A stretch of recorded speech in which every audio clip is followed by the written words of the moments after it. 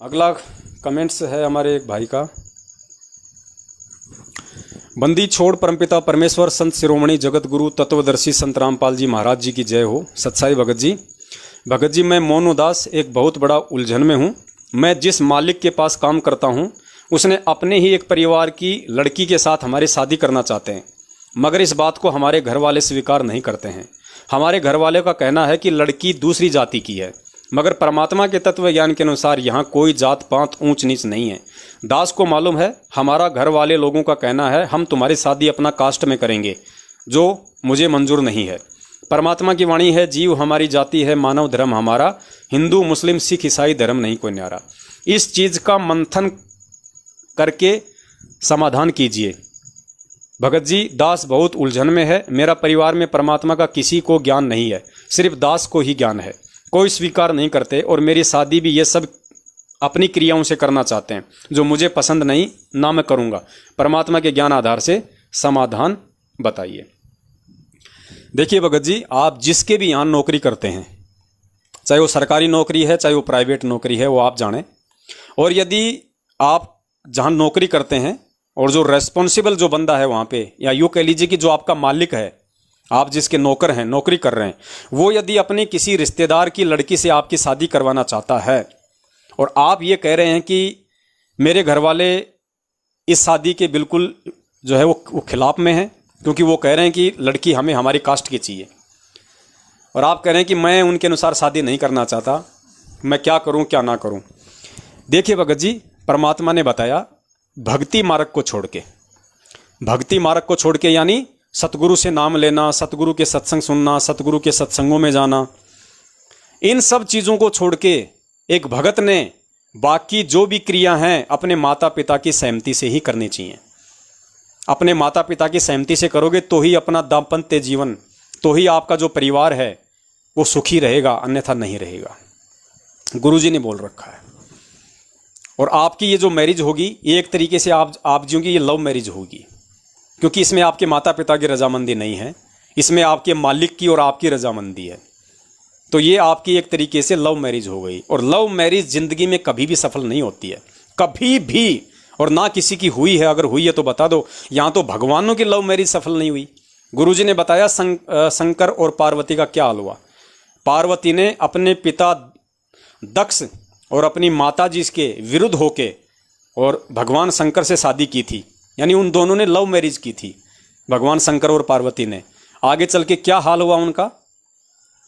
दक्ष ने अपनी पुत्री को अपने हवन में स्थान नहीं दिया, पार्वती ने उससे अपना अपमान समझा, वो हवन कुंड में छलांग लगा गई।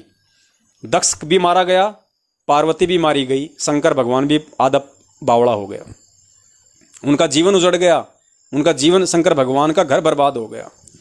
तो ये एग्जाम्पल परमेश्वर ने हमें क्यों दिए हैं, ये सत्संग हमें गुरुजी क्यों समझाते हैं।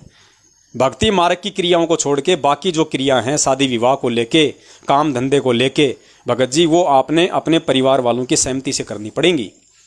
इतना ज़रूर है, आप अपने परिवार वालों को खुल के बोल दीजिए कि मुझे कोई ऑब्जेक्शन नहीं है, आप कहीं भी मेरी शादी करो, लेकिन शादी उन्हीं क्रियाओं से होगी जो भक्ति मार्ग की क्रियाएं हैं। रमणी की तरह शादी होगी, कोई बैंड बाजा घोड़ी लेन देन कुछ नहीं होगा। आप उनको स्पष्ट बोलिए खुल के। अगर आपका संस्कार परमेश्वर ने जोड़ रखा होगा आपके घर वालों के अकॉर्डिंग तो वहीं होगा। दूसरा, कुछ बातें हैं, हो सकता है आपके मन में क्या मुझे नहीं पता, लेकिन मैं आपको बता देता हूं, आपके मन में अगर वैसा चल रहा है तो आप जी 100% रॉन्ग हैं, आप जी गलत हैं। आपका मालिक अपने रिश्तेदार की किसी लड़की से आपकी शादी करवाना चाहता है और आप भी रेडी हैं, क्योंकि आपका जो मैसेज है उसके अकॉर्डिंग दास को ये आभास हो रहा है कि आप भी तैयार हैं।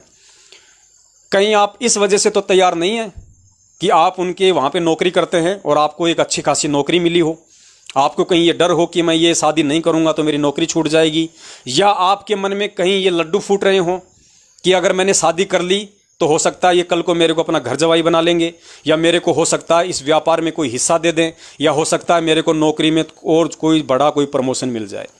अगर इस तरह की बकवाद यदि आपके मन में है तो आप 100% गलत हैं, रॉन्ग हैं। वो शादी नहीं, आप उस लड़की के साथ धोखा कर रहे हैं, आप अपने घर वालों के साथ धोखा कर रहे हैं। तीसरी बात, अगर उस रिश्तेदार की, अगर उस आपके मालिक के रिश्तेदार की लड़की अगर काली कलुटी है, अगर एक हाथ से विकलांग है, तो भी क्या आप उससे शादी करते? आप अपनी अंतरात्मा से बोलना, अपनी अंतरात्मा से बोलना।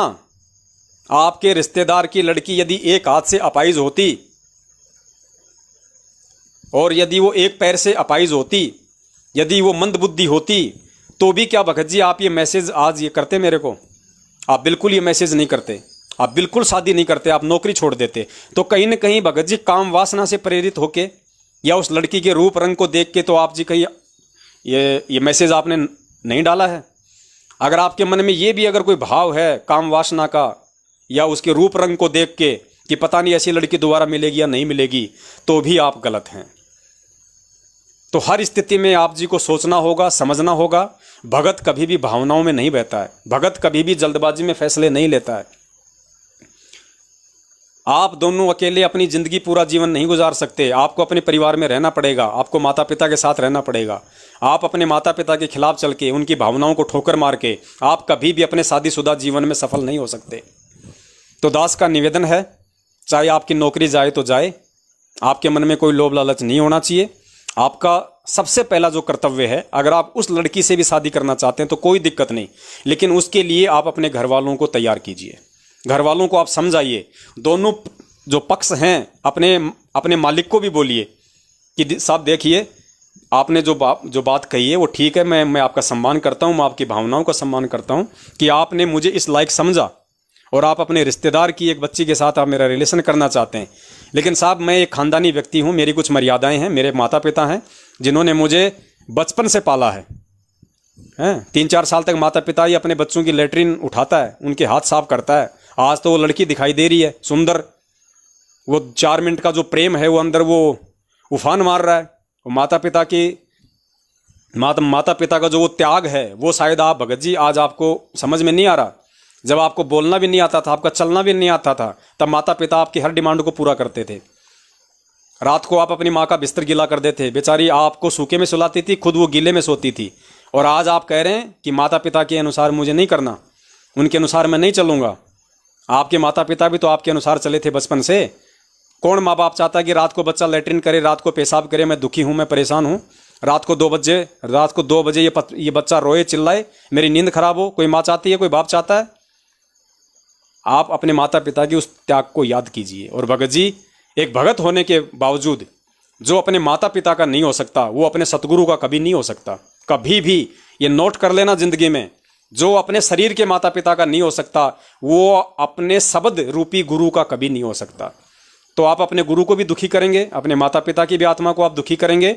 और कल को क्या भरोसा वो लड़की आपको छोड़ के कहीं और चली जाए, किसी तीसरे से वो शादी कर ले, क्योंकि वो भी तो आपके मालिक के कहने से ही राजी हो रही है। वो आपके कहने से थोड़ी आपसे शादी कर रही है, वो तो बीच में आपका मालिक है इसलिए आपकी शादी कर रही है। अगर मालिक ना होता तो कौन आपसे शादी करने वाला था? तो दोनों जो पार्टियां हैं, आपके मालिक के परिवार वाले और दूसरे जो आपके माता पिता हैं, आप उनको किसी भी तरीके से आप उनको एक जगह उनको बैठाओ, चाहे अपने माता पिता को वहां ले जाओ, चाहे उनको यहां आने के लिए बोलो। स्पष्ट बोलो, साहब जब तक मेरे माता पिता राजी नहीं होंगे तब तक मैं शादी नहीं करूंगा, चाहे नौकरी जाए तो जाए।